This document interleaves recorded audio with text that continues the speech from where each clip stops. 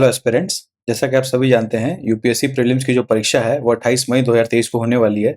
अब सिर्फ 2 वीक बच गया है। तो इस 2 वीक में आपको काफ़ी सारा एंग्जायटी और चैलेंजेस फेस होगा। उसमें एक चैलेंज ये भी कई स्टूडेंट को फेस हो सकता है कि रीडिंग कॉम्प्रिहेंशन का सवाल जो आता है, पैसेजेस जो कि सीसेट परीक्षा में 25 से 30 क्वेश्चन आते हैं ऑन एन एवरेज, उनको सॉल्व करने में कई लोगों को चैलेंजेस फेस होगा। उन चैलेंज को दूर करने के लिए मैं कुछ टिप्स का सीरीज लेके आया हूँ। कुछ 5 से 6 बेसिक टिप्स हैं, बेसिकली अप्रोचेस हैं। तो इन अप्रोचेस को आप ध्यान रखोगे और इम्प्लीमेंट करोगे एग्जाम के अंदर, तो पैसेजेस में इजीली आप 10 टू 15 क्वेश्चंस अटेम्प्ट कर पाओगे विदाउट मच डिफिकल्टी। तो हम लोग ये अप्रोचेस को भी अंडरस्टैंड करेंगे विद एग्जांपल्स। तो आप लोग अगर वीडियो लास्ट तक देखेंगे तो सीसैट में पैसेजेस सॉल्व करने का आपको एक बेटर अंडरस्टैंडिंग मिलेगा और हो सकता है कि सीसैट में अच्छा स्कोर करके एग्जाम क्लियर कर सको। तो without any delay directly start करते हैं। जैसे यहाँ पे मैंने 1 नंबर लिखा है, पहला टिप यूजिंग जनरल नॉलेज। वैसे हमने जो भी टिप्स मेंशन किया है उसके लिए नीचे डिस्क्रिप्शन बॉक्स में टाइम स्टैम्प्स गिवन है। वो टाइम स्टैम्प्स के अकॉर्डिंग आप जाके जो टिप आपको पहले देखना है वो डायरेक्टली देखना स्टार्ट कर सकते हैं। तो पहला टिप है यूजिंग जनरल नॉलेज। इसका मतलब क्या है? देखिए, यूपीएससी एग्जाम अपने आप में एक जनरल नॉलेज का एग्जाम, अगर बिगर पिक्चर में आप देखो, जो 2 पेपर आप दे रहे हो वो GS1 और GS2 ही है, जनरल स्टडीज 1, जनरल स्टडीज 2। तो ऐसा नहीं कि पेपर 1 में आपने जो पढ़ा, पेपर 1 के लिए जो तैयारी किया, उसको पेपर 2 में आप भूल जाओ। आजकल यूपीएससी तो सब्जेक्ट स्पेसिफिक नॉलेजेस भी चेक करता है। तो इसमें क्या है, जो पेपर 2 में कुछ-कुछ पैसेजेस होते हैं, उसमें पेपर 1 के कुछ टर्म्स यूज़ होते हैं। जैसे कि आप समझ लीजिए, अभी हम लोग एग्जांपल देखेंगे, तो वो टर्म्स का आपको मीनिंग तो डायरेक्टली पैसेज में दिया नहीं रहता है, पर आपको हल्का अवेयरनेस मीनिंग्स का रहेगा, तो पैसेज के क्वेश्चन को आप बेटर आंसर कर पाओगे। फॉर एग्जांपल देख लेते हैं कैसे। देखिए, 4 पैसेज का ब्लॉक है, तो इसमें फर्स्ट पैसेज जो है ये हम लोग का कंसीडर में है अभी। इसमें क्या गिवन है, पैसेज को हल्का-सा पढ़िए आप। फिग ट्रीज जो होते हैं, उन्हें सैक्रेड माना जाता है इंडिया के अंदर, ईस्ट एशिया में, अफ्रीका में। ये ट्रीज कॉमन है एग्रीकल्चरल और अर्बन लैंडस्केप में, जहाँ पे अदर लार्ज ट्रीज जो होते हैं इन जनरल एब्सेंट होते हैं। फिर इन नेचुरल फॉरेस्ट, फिग ट्रीज जो होते हैं provide food for wild life when other resources are scarce. तो फिग ट्री का यूजेस बता रहे, तो क्लियर समझ में आ रहा है अभी तक अपने को। फिग ट्रीज जो है सपोर्ट करती है हाई डेंसिटी और डाइवर्सिटी ऑफ फ्रूगीवोर्स। फ्रूगीवोर्स एक तरह के फ्रूट ईटिंग एनिमल्स होते हैं, इनको सपोर्ट करता है। फ्रूगीवोरस बर्ड्स जो और बैट्स जो होते हैं, वो कंटिन्यू विजिट करते रहते हैं फिग ट्रीज पे। तो फिग ट्रीज ऐसे साइट्स पे लोकेटेड है जहाँ पे हाई ह्यूमन डिस्टर्बेंस रहता है। तो सैक्रेड फिग ट्रीज जो है, ये प्रमोट कर सकता है फ्रूगीवोर का एबेंडेंस को। Under favourable micro climate condition, plenty of seedlings of other tree species would grow around fig trees। तो ये कुछ-कुछ बातें फिग ट्री के बारे में बताई गई है कि फिग ट्री कैसे बेनिफिशियल है, सैक्रेड है और ऐसे जगह में ग्रो करता है जहाँ पे लार्जर ट्रीज अवेलेबल नहीं है। तो वहाँ पे बैट्स और फ्रूट ईटिंग जो एनिमल्स होते हैं वो वहाँ उस ट्री के पास आते हैं और उसके पास कई सारे अदर सीड्स फैल जाते हैं, जिसके कारण जो है अदर ट्री का स्पीशीज भी वहाँ ग्रो करने लगता है। बेसिकली ऐसा अंडरस्टैंडिंग दिया है। तो ये वैसे आप खुद से भी पढ़ सकते हो, पर मैंने एक बार इसलिए रीड कर दिया ताकि आपको समझ में आना चाहिए कि कौन-कौन सा पार्ट जैसे मैंने हाइलाइट किया ना, तो आपको हाइलाइट करना एग्जाम में आना चाहिए। अगर आप एक बार पैसेज पढ़ रहे हो तो आपको कोशिश करना है कि आपको दोबारा ना पढ़ना पड़े। समझ रहे हो? पहली बार में समझ में आ जाए, कॉम्प्रिहेंड कर लो। ये नेसेसिटी को आपको समझना होगा। इसके बाद हम लोग जो अप्रोच बात कर रहे थे यूजिंग जनरल नॉलेज। अब ये कैसे काम आएगा? अब देखिए ऑप्शंस पढ़िए। ऑप्शंस में क्या गिवन है? Fig trees can often be keystone species. अब ये इस पैसेज में कहाँ बताया गया कि कीस्टोन स्पीशीज का मतलब क्या है? कहीं नहीं बताया गया। ये आपके जनरल स्टडीज 1 का एनवायरनमेंट का नॉलेज है, आपको पता होना चाहिए कीस्टोन स्पीशीज क्या है, फाउंडेशनल स्पीशीज क्या है। तो वो अंडरस्टैंडिंग के आधार पे आप इस ऑप्शन को समझ पाओगे। अब यहाँ पे देखिए इन नेचुरल फॉरेस्ट लिखा है, तो पैसेज में देखिए इन नेचुरल फॉरेस्ट यहाँ पे गिवन है और यहाँ क्या मेंशन किया है? फिग ट्री यहाँ पे जो है प्रोवाइड करता है फूड फॉर वाइल्ड लाइफ। कब? When other resources are scarce and thus support a high density diversity of frugivores. तो ये कहीं ना कहीं बता रहा है कि उसके वजह से, फिग ट्री की वजह से वहाँ पे फ्रूगीवोर्स जो है प्रमोट होते हैं, डेंस होते हैं। तो कहीं ना कहीं कीस्टोन स्पीशीज का प्रॉपर्टी आइडेंटिफाई कर रहा है, तो ये सही बात है, 1 इज राइट। देखिए यहाँ पे आपको क्या यूज आया है, कीस्टोन स्पीशीज टर्म का मीनिंग यूज आया है, जो कि आपकी जीके का पार्ट है, जनरल स्टडीज 1 का पार्ट है। तो यहाँ पे इसका यूज समझ में आना चाहिए आपको। तो इस क्वेश्चन को यदि सॉल्व करना है तो देखिए यहाँ पे दूसरा स्टेटमेंट क्या दिया है, fig trees can grow but other large woody species can not grow. ये कहीं मेंशन नहीं किया वुडी वर्ड ऊपर, तो इसको फालतू समझेंगे नहीं अपने आप से। 2 रॉन्ग है, 2 रॉन्ग और 1 राइट है, तो क्लियर हो गया, डी आंसर है। तो अपने को 3 4 नहीं भी चेक करे तो अपना आंसर आ गया, समझ रहे हो, एलिमिनेशन से। तो इस तरह से सीसेट का पैसेज आप सॉल्व कर सकते हो by using your general knowledge. देखिए दूसरा टिप समझते हैं। दूसरा अप्रोच ये है अंडरस्टैंडिंग द मीनिंग। कहीं ना कहीं ये सेम है पहले से, पर थोड़ा डिफरेंट है। देखिए कैसे समझते हैं। इसमें हम लोग पैसेज 2 का एग्जांपल लेते हैं। पैसेज 2 में क्या बोल रहे हैं देखिए, at the heart of agro ecology. Agro ecology एक यूनिक टर्म है, इसको हल्का सा हाईलाइट करके रखिए पैसेज में। Is the idea that agro ecosystem should mimic the biodiversity levels and functioning of natural ecosystem. इसका मतलब एग्रो इकोलॉजी को कहीं ना कहीं डिफाइन किया है। ठीक है, समझ जाते हैं। Such agricultural mimics like their natural models can be productive, pest resistant, nutrient conserving and resilient to shocks and stresses. ये बता रहा है ऐसे प्रॉपर्टी जो है, जो एग्रो इकोलॉजी प्रेजेंट करता है, ये बेनिफिशियल है। In ecosystems there are no waste. Ecosystem में कोई भी चीज वेस्ट नहीं होता। न्यूट्रिएंट जो कहीं ना कहीं अवेलेबल है इकोसिस्टम में, वो रिसाइकल्ड हो जाते हैं इंडेफिनिटली। एग्रो इकोलॉजी का की पर्पस क्या है कि क्लोजिंग न्यूट्रिएंट लूप्स, जितने भी न्यूट्रिएंट्स हमारे पास है इन्वायरमेंट में, उसको हम कंप्लीटली यूज करें और एक लूप में वो बन जाए, यूज हो फिर दोबारा प्रोड्यूस भी हो जाए। That is returning all nutrients that come out of the soil back to the soil. अगर कोई न्यूट्रिएंट सॉइल से निकला तो दोबारा वो सॉइल में मिल जाए। Such as application of farmyard manure, क्योंकि हम लोग जो फार्म में एनिमल्स जो मैन्योर निकालते हैं, वो मैन्योर हम लोग सॉइल में डालते हैं, उससे ग्रोथ होता है, फिर उससे एनिमल को फूड मिलता है और फाइनली एनिमल मैन्योर देता है, तो कहीं ना कहीं क्लोज लूप बन गया। तो उस तरह का एग्जांपल ये एग्रो इकोलॉजी में समझा रहे हैं। It also harnesses natural processes to control pest and build soil fertility. मैंने इंसेक्ट से भी बचने का मौका मिलता है और फर्टिलिटी भी सॉइल को मिलता है थ्रू इंटरक्रॉपिंग। इंटरक्रॉपिंग मेथड है जहां पे हम लोग 2-3 क्रॉप को एक साथ लगाते हैं। Agro ecological practice includes integrating trees with livestock and crops. तो बेसिकली समझाया है कि एग्रो इकोलॉजी का प्रैक्टिस कितना बेनिफिशियल है, यूजफुल है और कितने चीज में काम आता है। और एग्रो इकोलॉजिकल प्रैक्टिस जो है, उसका की मतलब यह है कि ट्रीज के संग हम एनिमल्स या क्रॉप्स को कंबाइन कर दें, तो उन लोग जो मिलकर ग्रोथ प्रोड्यूस करेंगे उसको एग्रो इकोलॉजी कहेंगे। अब देखिए, सिंस ये पैसेज मैंने आपको समझाया है, इसीलिए मैंने इतना डिटेल में समझाया, पर आप पढ़ोगे तो आप सिर्फ अंडरलाइन करके खुद ही कॉम्प्रिहेंड करते जाओगे, जैसा मैंने पैरेलली कॉम्प्रिहेंड करके आपको दिखाया। ये जो ग्रीन पार्ट मैंने हाईलाइट किया है, उसमें देखिए मैंने खुद के लिए अंडरलाइन किया कि पैसेज में क्या गिवन है, ताकि मैं पैरेलली कॉम्प्रिहेंड करते जाऊं। अब क्वेश्चन देखिए क्या लिखा है। Consider the following. इसमें कुछ क्रॉप टाइप के क्रॉपिंग पैटर्न का नाम दिया है और बताया which of the above farming practices can be compatible with agroecology as implied by the passage. तो उसमें सिंपल सा क्या बता रहा है कि एग्रो इकोलॉजी समझाया गया है, उसके मतलब से इनमें से कौन सा फार्मिंग प्रैक्टिस जो है सिमिलर है। तो देखिए, कवर क्रॉप्स हम लोग को नहीं पता, उसको छोड़ देते एक बार। फर्टिगेशन हम लोग को पता है कि कार्बन ज्यादा हम लोग प्रोड्यूस करेंगे, उससे प्रोडक्शन इंक्रीज हो जाएगा प्लांट का, तो उसको फर्टिगेशन कहते हैं। हाइड्रोपोनिक्स माने हम लोग वाटर यूज करेंगे, विदाउट सॉइल हम लोग यूज करके न्यूट्रिएंट रिच वाटर यूज करेंगे, उसको हाइड्रोपोनिक्स बोलते हैं। मिक्स्ड फार्मिंग क्या होता है? मिक्स्ड फार्मिंग इज अ वे जहां पे हम लोग क्रॉपिंग के संग एनिमल प्रोडक्शन को भी इस्तेमाल करते हैं, जैसे कि फिश और राइस, तो मिक्स्ड फार्मिंग उसको बोलते हैं। पॉलीकल्चर माने एक ही फील्ड में मल्टीपल कल्चर ऑफ चीजों को ग्रो करना, पॉलीकल्चर। वर्टिकल फार्मिंग का मतलब है कि बिल्डिंग, जैसे बैंगलोर में समझ लीजिए कोई बिल्डिंग बना, उसके वॉल्स पे हम लोग ट्री ग्रो कर रहे हैं, उसको वर्टिकल वर्टिकल फार्मिंग बोलते हैं। या एक रैक में हम लोग वेजिटेबल ग्रो कर रहे हैं घर में आर्टिफिशियली, उसको वर्टिकल फार्मिंग बोलते हैं। तो ये सब कुछ टेक्निक्स है। अब देखिए, आपने थीम देखा था अंडरस्टैंडिंग मीनिंग। अब आपको ये सब टर्म का मीनिंग अगर समझ में नहीं आएगा, जैसे मैंने मीनिंग बताया, तो आप कैसे चूज कर पाओगे? तो ये चीज आपको ध्यान रखना है कि आपको बेसिक जनरल नॉलेज और मीनिंग्स का यूज एग्जाम में हर जगह तो नहीं आएगा, पर कुछ कुछ क्वेश्चन में आएगा। तो आपका जनरल स्टडीज, जनरल नॉलेज भी थोड़ा स्ट्रांग होना चाहिए। आपको बेसिक टर्म्स की अंडरस्टैंडिंग होनी चाहिए, या आपको पढ़ के समझ में आना चाहिए। तब आपको रीडिंग कॉम्प्रिहेंशन क्वेश्चन आप इजीली सॉल्व कर सकते हो। अब जैसे हम लोग जानते हैं कि लास्ट ही इस पैसेज के लास्ट सेंटेंस में लिखा हुआ है कि agro ecological practice include integrating trees with livestock and crop. तो मिक्स्ड फार्मिंग तो क्लियर हो गया और पॉलीकल्चर भी क्लियर हो गया। बाकी जो है आपको उसमें से शक हो सकता है फर्टिगेशन पे, फर्टिगेशन का मतलब ये है, तो ये रॉन्ग हो गया। तो 4 और 5 तो सही है, तो 4 और 5 तो करेक्ट है। अब देखिए 2 अपने को पता गलत है, 2 गलत है, 4 और 5 सही है, तो बचा ए ऑप्शन। इसका मतलब कवर क्रॉस भी सही है, जिसका मतलब हम लोग को नहीं पता था, और सिंस बाकी 2 को पता था, इसलिए हम लोग ये वाला भी गेस कर पाए।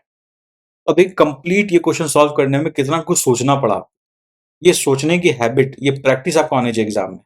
ये अपने आप में एक टिप है, क्योंकि ये मत समझिए कि रीडिंग कॉम्प्रिहेंशन का सारा क्वेश्चन एग्जाम में इजी आने वाला है। ये 2021 का सवाल है। अब आपके सामने क्वेश्चन आ जाता, आपको मीनिंग समझ में नहीं आता, तो आप कैसे कर पाते? हवा में गेस करते रॉन्ग हो जाता आपका, माइनस नेगेटिव नंबर हो जाता। इससे बेटर आप जो टाइम आरसी को दे रहे हो, उसको बेटर अंडरस्टैंड करके कॉम्प्रिहेंड कीजिए, ताकि जो क्वेश्चन आप करो वो सिंपली हो जाए। ये क्वेश्चन थोड़ा सा हार्ड कैटेगरी में मानता हूँ वैसे, 1 और 2 जो मैंने आपको सॉल्व करके दिखाया, पर इन जनरल भी ऐसे क्वेश्चंस आपको आएंगे तो आपको सॉल्व करना आना चाहिए एग्जाम के अंदर। इन नंबरिंग में तो गलती है। थर्ड टिप है, थर्ड टिप ये है कि आइडेंटिफाई रिलेवेंट पार्ट। इसका मतलब क्या है कि आपको पैसेज में बहुत सारे इन्फॉर्मेशन दिए रहेंगे और आपको कॉम्प्रिहेंड करना आना चाहिए कि कौन सा पार्ट मेरे लिए रिलेवेंट है समझने के लिए, जिससे मैं क्वेश्चन का आंसर कर सकता हूँ। तो इसका एग्जांपल देख लेते हैं एक तो फटाक से। अब देखिए पैसेज 4 को पढ़िए। पैसेज 4 क्या बोल रहा है? A social and physical environment riddled with poverty, inequities, unhygienic and insanitary condition generates the risk of infectious disease. ये बता रहा है कि इन्फेक्शियस डिजीज जो है वो कैसे माहौल में उत्पन्न हो सकता है। ये हम लोग समझ गए पहले लाइन में। फिर बता रहा है कि hygiene has different levels, hygiene का कई लेवल होता है। एक होता है निजी हाइजीन पर्सनल लेवल पे, एक होता है घरेलू हाइजीन जो डोमेस्टिक लेवल पे हम लोग करते हैं, या एक सामाजिक हाइजीन जो हम लोग कम्युनिटी लेवल पे करते हैं। कोई डाउट इस बात पे नहीं है कि अगर हम लोग पर्सनल क्लीननेस और हाइजीन मेंटेन करें तो इस तरह से इन्फेक्शियस डिजीज का रेट घट सकता है। बट सवाल ये है कि इस बात का मार्केट में एंट्री होने से क्या फर्क पड़ रहा है कि लोगों को फॉल्स सेंस ऑफ सिक्योरिटी बन जा रहा है कि अगर हम लोग पर्सनल हाइजीन मेंटेन रखेंगे तो हमें और कोई चीज़ से दिक्कत नहीं है, बाकी दुनिया में कुछ भी हो, हम लोग तो सेफ रहेंगे।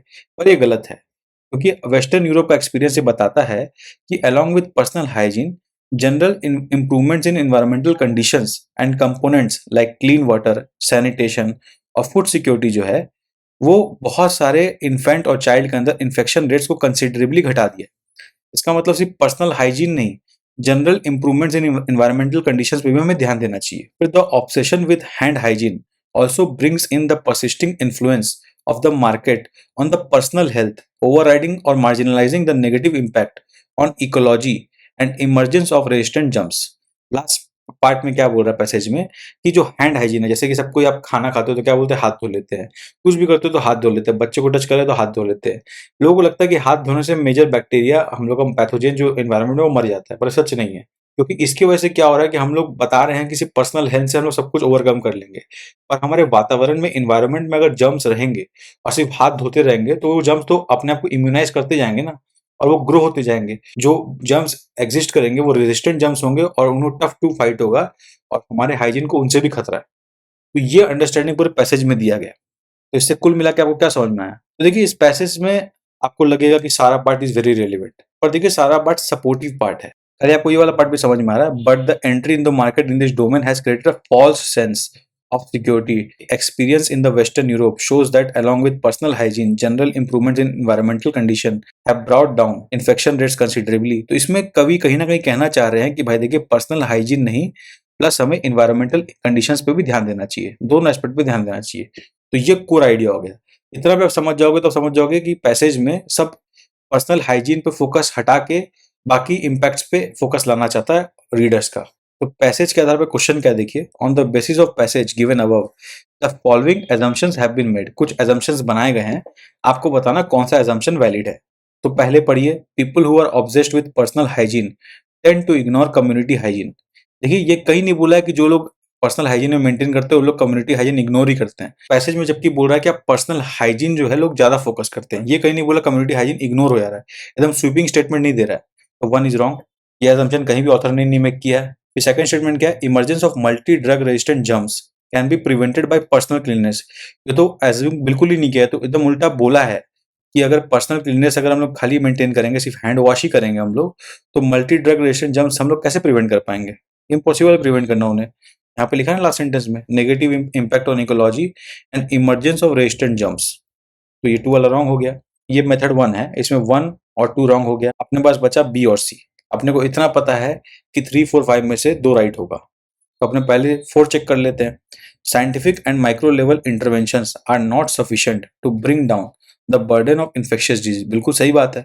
यही तो बता रहा है कि देखिए, हम लोग सिर्फ साबुन तेल से काम नहीं कर सकते, हम लोग एनवायरनमेंट को मैनेज करेगा। तो हम लोग साइंटिफिक इंटरवेंशन करते रहेंगे अपने पर्सनल हाइजीन में, उससे कुछ मेजर बेनिफिट होने वाला नहीं है।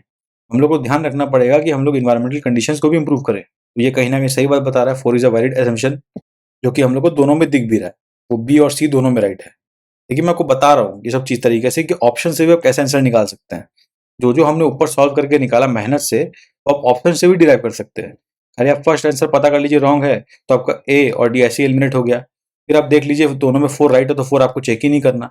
आप खाली 3 या 5 में से एक चेक कर लीजिए, वो राइट आया तो आपका आंसर आ जाएगा। इससे टाइम बचता है। ये सब टेक्निक भी आपको समझ में आना चाहिए एग्जाम के अंदर का।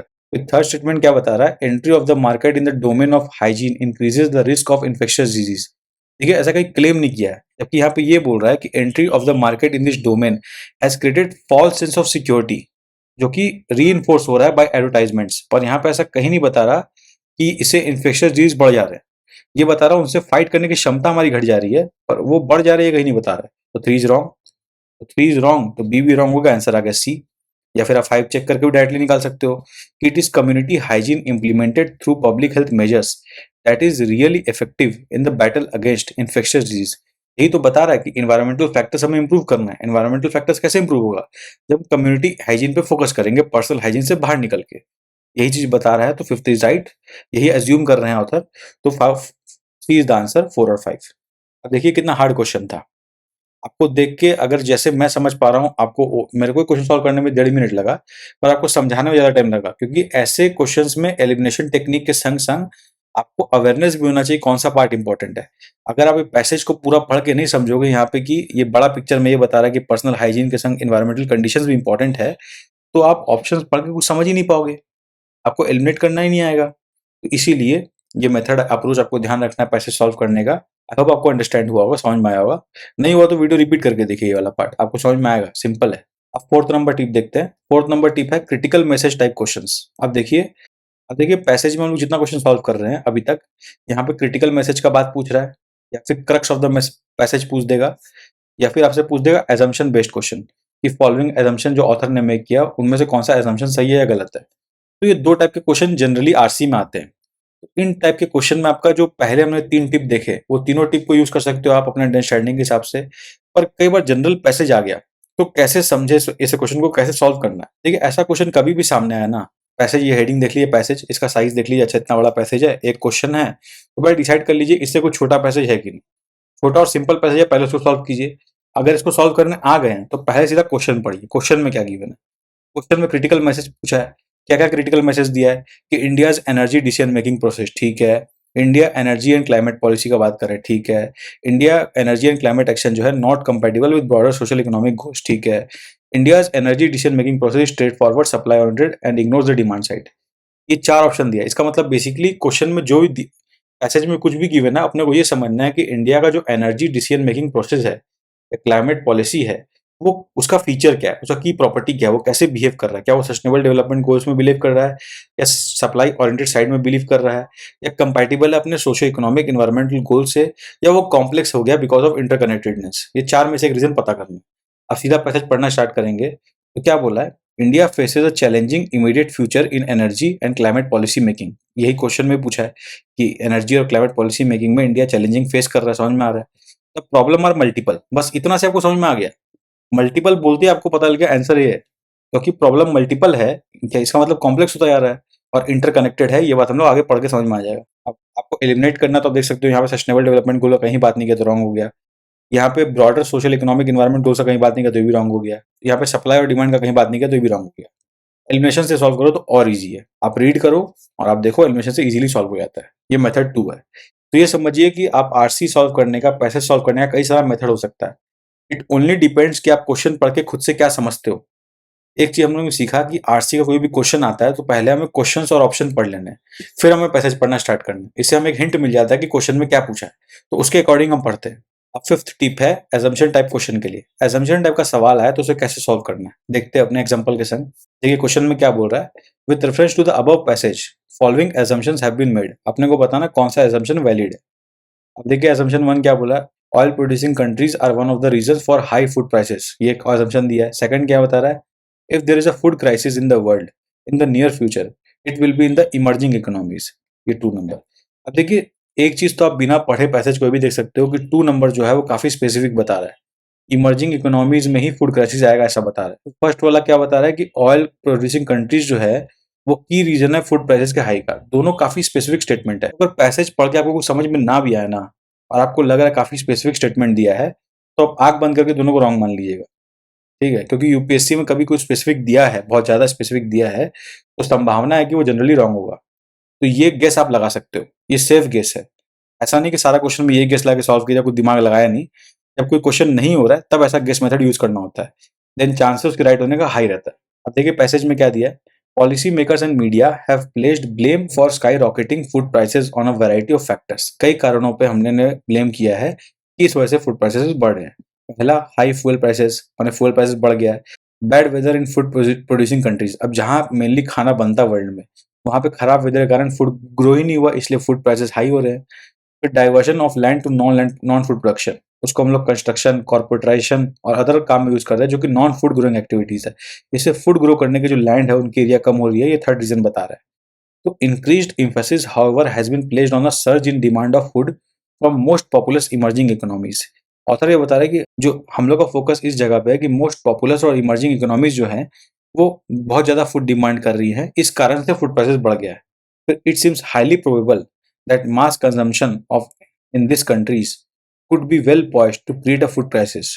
ये बता रहे ऐसे जो इमर्जिंग इकोनॉमीज हैं जहाँ पे फूड डिमांड काफ़ी बढ़ गया है, अगर इसको ये कंटिन्यू रहता है तो बहुत ज़्यादा चांसेस है कि फूड प्राइसेस भारी रूप में बढ़ सकता है। तो ये इनका पैसेज का की आर्ग्यूमेंट है कि फूड प्राइसेस हाई होने के बहुत सारे कारण हैं, और जो ये की कारण दिख रहा है इमर्जिंग इकोनॉमीज में जो डिमांड है बहुत ज़्यादा हाई, उसकी वजह से अगर वो कंटिन्यू रहता है तो फूड क्राइसिस आने वाले समय में देखने में मिल सकता है। अब यहाँ पे कहीं भी बताया है कि ऑयल प्रोड्यूसिंग कंट्रीज जो है वो हाई फूड प्राइसेस के कारण है, कोई ऐसा बात ही नहीं चल रहा है यहाँ पे। यहाँ पे ऑयल का बात चल रहा है कि ऑयल महंगा हो रहा है, इस कारण से ये हाई फूड प्राइसेस है। और ये बात नहीं कर रहा कि ऑयल प्रोड्यूसिंग कंट्रीज जो है वो उसके कारण से फूड प्राइस महंगा हो रहा है। तो सेकंड स्टेटमेंट में जो बता रहा है कि अगर फूड प्राइस भविष्य में होता है तो इमर्जिंग इकोनॉमीज में होगा, ये गलत है। ये बता रहा है कि इनके वजह से हो सकता है, पर इनके अंदर होगा ये नहीं बता रहा है। तो यह स्टेटमेंट गलत हो गया। तो 1 और 2 दोनों जो है असम्पशन गलत है। D is the answer. देखिए ये आपको समझ में आना है। देखिए पहले आपने क्वेश्चन पढ़ लिया, आपने समझ लिया ये दो स्टेटमेंट दिया है, फिर आपने पैसेज पढ़ा, आपने देखा ऐसा कोई बात किया ही नहीं है पैसेज में, तो आपने दोनों को रॉन्ग किया और बिंदास आंसर डी मार्क करके आगे बढ़ गए। ये सारे कुछ अप्रोच है जो आपको ध्यान रखना है पैसेज सॉल्विंग में। ऐसे देखा जाए तो ये सारे अप्रोच अलग नहीं है, ये सारे अप्रोच कंबाइंड है। इनमें बस सोचने का स्टाइल अलग है कि कैसे आप सोचते हो। तो सोचने का स्टाइल अपने अंदर इंप्लीमेंट कीजिए, एंड आई होप आपका सी सेट में पैसेज का एक भी क्वेश्चन रॉन्ग ना हो और आप सक्सेसफुली सी सेट क्लियर करें without any difficulty. If you like this initiative then channel को लाइक करें, सब्सक्राइब करें। तब तक के लिए best wishes for the examination.